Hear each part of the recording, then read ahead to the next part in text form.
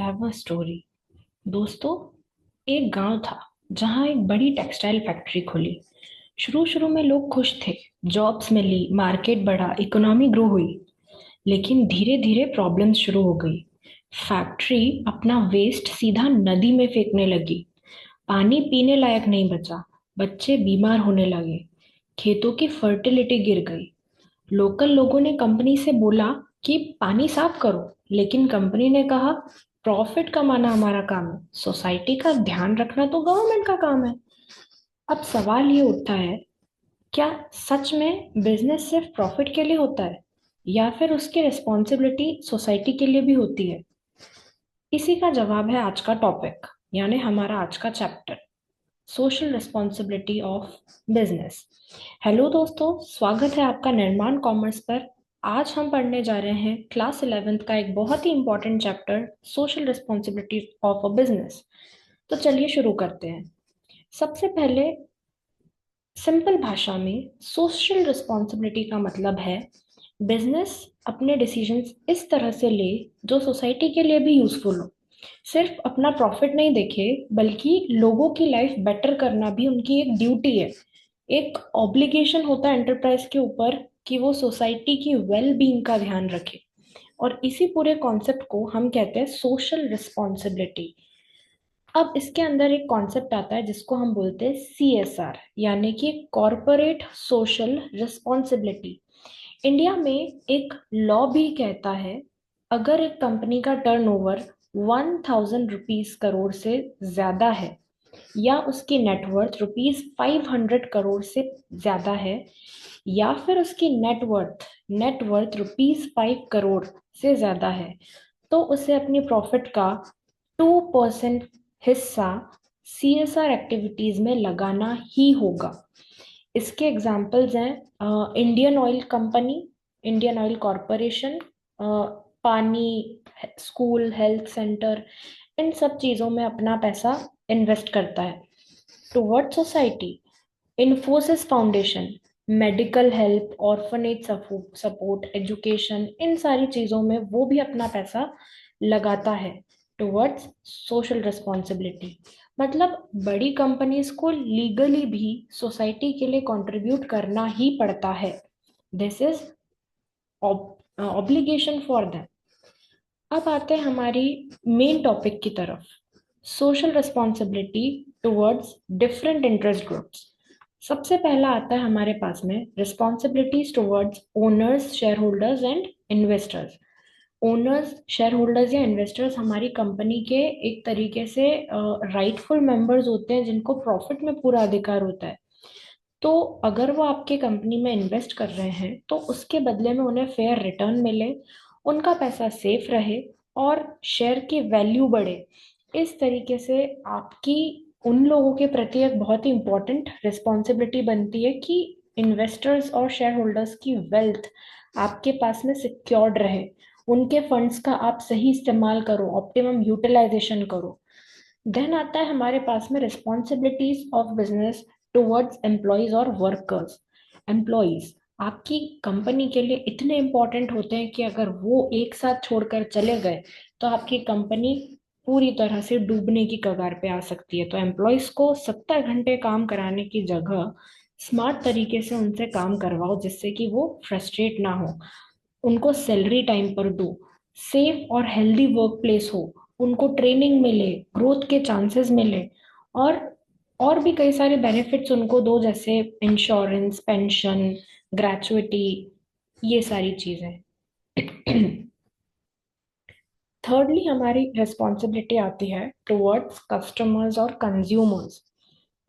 Customers की तरफ हमारी ये रिस्पॉन्सिबिलिटी है कि उन्हें हम सही क्वालिटी का प्रोडक्ट दें, राइट प्राइस प्रोवाइड करें, उनके साथ में ट्रेड प्रैक्टिसेस एकदम फेयर रहे, उनको किसी तरह से हम चीट ना करें, फ्रॉड ना करें, और उनकी कंप्लेन्स अगर कुछ है, ग्रीवेंसेस उनके अगर कुछ है, तो उन्हें हम प्रॉपरली सॉल्व भी करें, ना सिर्फ सुने।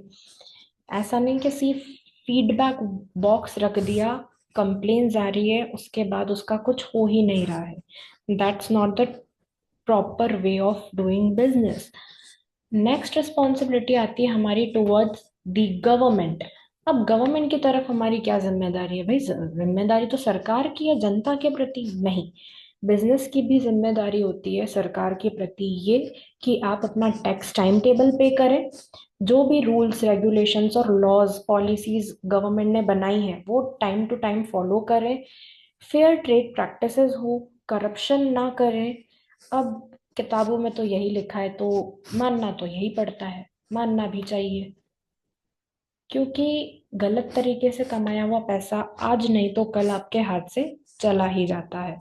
एनीवे, फिफ्थ रिस्पॉन्सिबिलिटी आती है हमारी टुवर्ड्स कम्युनिटी।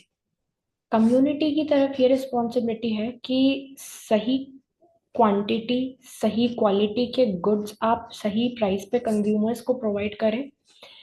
नेशनल इंटीग्रेशन को आप प्रमोट करें, देशभक्ति की भावना प्रमोट करें लोगों में, लोगों की मदद करें, गरीबों की मदद करें, जो वीकर सेक्शंस हैं लोगों को एम्प्लॉयमेंट प्रोवाइड करें और कम्युनिटी प्रोग्राम्स में पार्टिसिपेट करें, जैसे हॉस्पिटल्स या स्कूल्स खोलना। तो ये सारी कुछ रिस्पॉन्सिबिलिटी होती है आपकी सोसाइटी की तरफ, कम्युनिटी की तरफ। जैसे कोई बड़ा पेंडेमिक आ गया, कोई महामारी फैली, बीमारी फैल गई, तो उस समय पर आप उन लोगों की मदद करो जिनको जरूरत है। देन लास्टली सिक्स्थ रिस्पॉन्सिबिलिटी आती है टुवर्ड्स सप्लायर्स। सप्लायर्स की तरफ क्या रिस्पॉन्सिबिलिटी? उन्हें टाइम पर पेमेंट करना। जो छोटे सप्लायर्स है, स्मॉल स्केल पर सप्लाई करते हैं, उनको सपोर्ट करना और फेयर डीलिंग्स करना, उनके अगेंस्ट किसी तरीके की चीटिंग ना करना, उनको आपके बिजनेस की सारी के सारी इंफॉर्मेशन क्लियरली प्रोवाइड करना। ये सारी रिस्पॉन्सिबिलिटी आती है टुवर्ड्स सप्लायर्स। अब बिजनेस और एनवायरमेंटल प्रोटेक्शन, इन दोनों का क्या कनेक्शन है?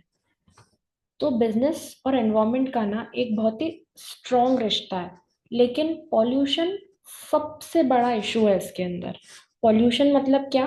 पॉल्यूशन यानी कि एनवायरमेंट में किसी भी तरीके का हार्मफुल सब्सटेंस अवेलेबल होना, इंजेक्ट होना, क्या कहलाता है? पॉल्यूशन कहलाता है। वो फिजिकल फॉर्म में हो सकता है, केमिकल फॉर्म में हो सकता है, बायोलॉजिकल फॉर्म में हो सकता है।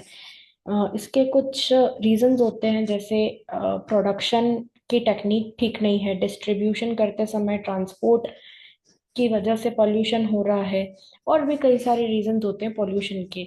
अब पॉल्यूशन को मेनली हम अलग अलग कैटेगरीज में डिवाइड करते हैं। एक होता है एयर पॉल्यूशन।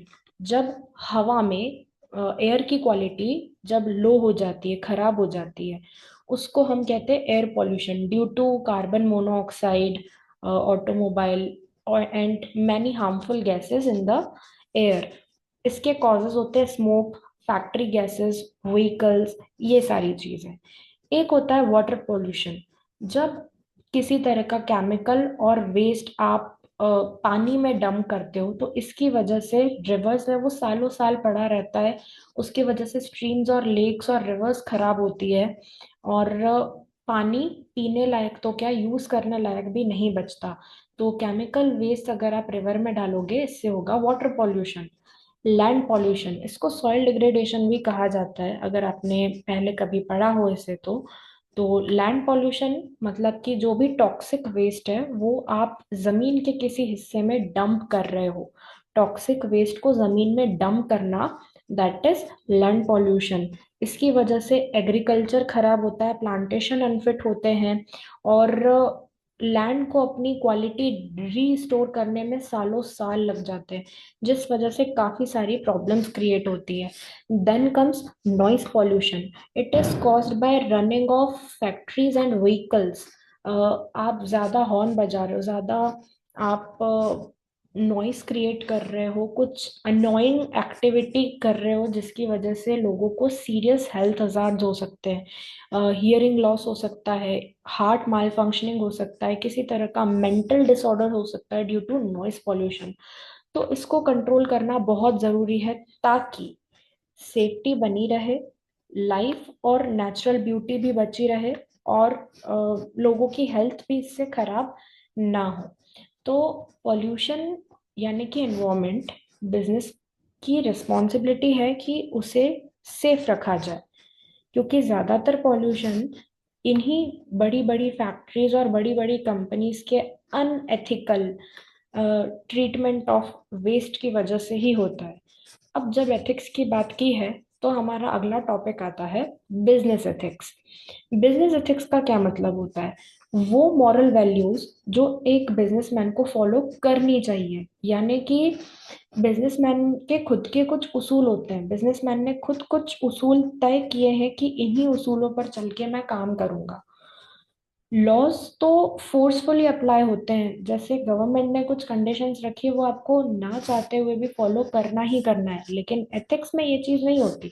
एथिक्स मतलब कि आप खुद अपने लॉज डिसाइड कर रहे हो और उनके ऊपर कायम भी हो। तो ये एक छोटा सा डिफरेंस भी है बिजनेस एथिक्स और बिजनेस लॉ में।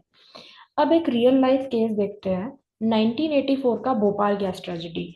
यूनियन कार्बाइड फैक्ट्री से गैस लीक हुई और हजारों लोग मारे गए। लाखों लोग लाइफ लॉन्ग डिसीजेस के शिकार भी हो गए। ये ट्रेजेडी एक सबक है। अगर बिजनेसेस अपनी सोशल रिस्पॉन्सिबिलिटी और एथिक्स भूल जाएं तो उसका रिजल्ट सिर्फ एक कंपनी को नहीं, पूरी जनरेशन को झेलना पड़ता है। और यही रीजन था कि ईयर 1986 में हमारी कंट्री में पहली बार एनवायरमेंट की तरफ एक लॉ आया जिसका नाम था एनवायरमेंटल प्रोटेक्शन एक्ट 1986। तो दोस्तों, आज हमने देखा सोशल रिस्पॉन्सिबिलिटी क्या होती है, कॉर्पोरेट सोशल रिस्पॉन्सिबिलिटी का कॉन्सेप्ट, अलग अलग ग्रुप्स के लिए रिस्पॉन्सिबिलिटीज, और एनवायरमेंट और एथिक्स का रोल, और एक रियल लाइफ एग्जाम्पल भी हमने देखा। तो ऐसे ही स्मार्ट और सिंपल एक्सप्लेनेशन के लिए निर्माण कॉमर्स को सब्सक्राइब करें। मिलते हैं हमारे नेक्स्ट वीडियो में। Till then, learn, grow and succeed. Bye bye.